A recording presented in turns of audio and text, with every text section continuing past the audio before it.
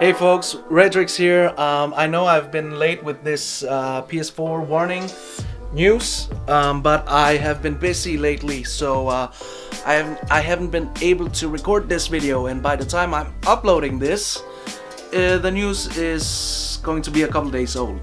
But before we continue this video, I just want to say a huge thank you to all of my new subscribers. And I have been having a lot of messages from people asking for shoutouts. And as much as I want to give a shout out to each and every one of you, because without you guys, I wouldn't be doing this, I would like to start a notification squad team or member. I'm not sure what I'm gonna call you yet.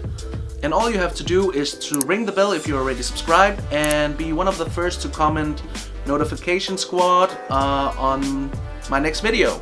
And then I'll pick a random comment to be featured in my next video, if that makes sense. So let's continue with this video. So there's this new glitch which basically breaks your console and forces you to factory reset it.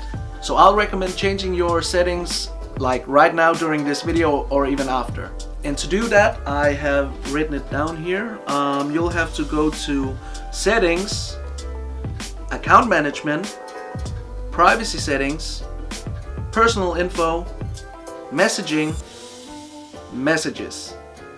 And you can set this to friends only or nobody. And in that way you won't get any of the spam brick messages.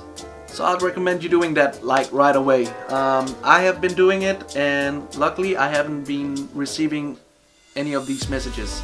So I hope none of you have been getting these messages, and let's play safe and take care, man. I'll see you again next week for a Tuesday jam and a regular Thursday video. See ya, guys!